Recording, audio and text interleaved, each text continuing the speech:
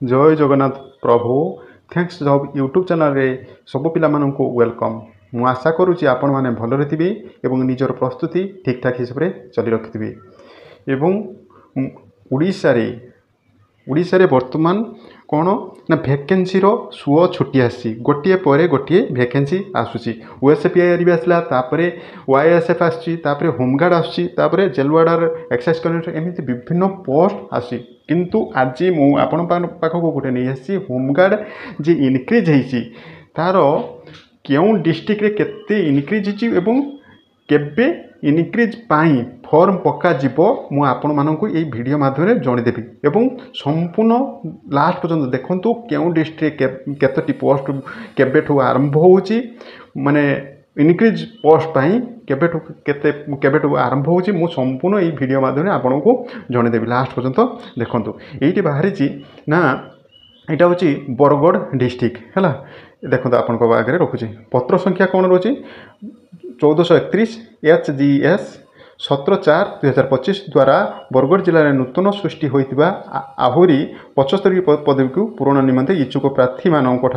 दरखास्त आह्वान पर समय सीमा को 30/4/25 सुधा वृद्धि करागला अर्थात तांकर जे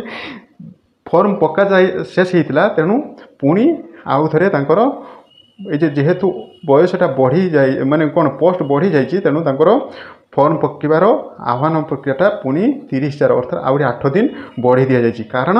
जो पिला माने बर्तमान सुधा पकी नांती से माने मध्य पकी पारिबे नने एटा थिला बरगढ़ डिस्ट्रिक्ट तेणु यही फॉर्मटा आपण केउठारे बर्तमान सुधा पाई पारिबे एटा बरगढ़ जिल्लार समस्त थाना फांडी मानकर उपलब्ध अछि हला फांडी एवं समस्त थाना मानक फॉर्मटी आपण मैंने पाइपर एवं जो पिला माने पकी नांती तांको पई संपूर्ण लास्ट सुजोग आसी से माने मध्य पकिकी यार सुजोग उठातु तापर देखंतु एटी गोटे रही जाजपुर जिला गृहरक्षी कार्यालय जाजपुर रे भी मध्य पत्र संख्या रोचे केते ना 286 तारीख हूँ 21/4/2025 अर्थात आज रोचे तार बढ़ी केते ना बाहरी पोस्ट केते ना 62टा बाहरी बर्तमान बढ़ी केते ना 50 गोटी तांकर मध्य केते ना 30/4/2025 पर्यंत वृद्धि करा जायछि हला जाजपुर जे बाहरी बर्तमान तांकर पुणी सेकेंड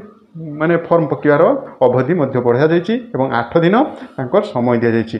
केते ना 3/4/2025 तेणु यार पकेबार प्रोसेस कौन ना एज टाइटर 20+ नहीं तापर रोचे कौन पंचम पास कर पिला ही पकिपर पंचम पास आउ आपण मानकर कौन ना आवासिक प्रमाणपत्र विशेषकर आवासिक प्रमाणपत्रटा को दवापाई भूलिबे ना कहीं आपण केउठार बासिंदा सेटा निहाती आवश्यक अच्छी जेहेतु तुम्हें से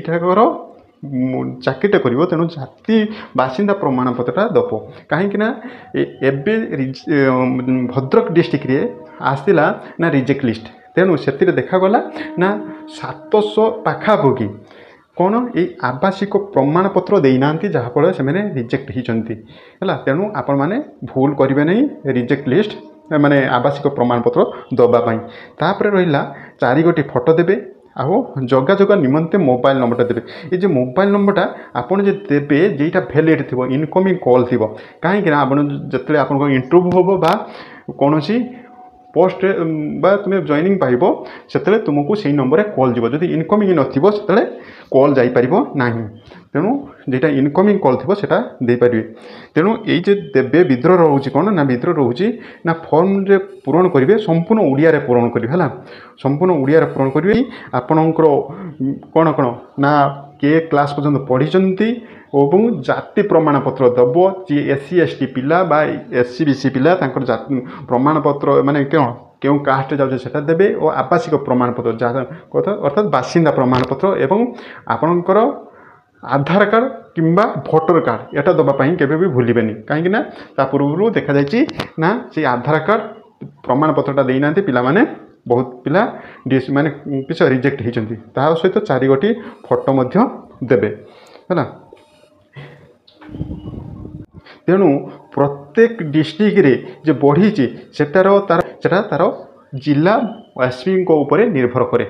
जदि जो जिलार एसपी चाहिए से डिस्ट्रिक्टर सेकेंड पर्यायर फॉर्म पका जाई परिबो बा जदि एसपी चाहिए ना से नेक्स्ट पर्यायर से पकेबे जहाँ पड़ी ताहारी उपरे से इनक्रिज करिकी से हिसाब से माने कौन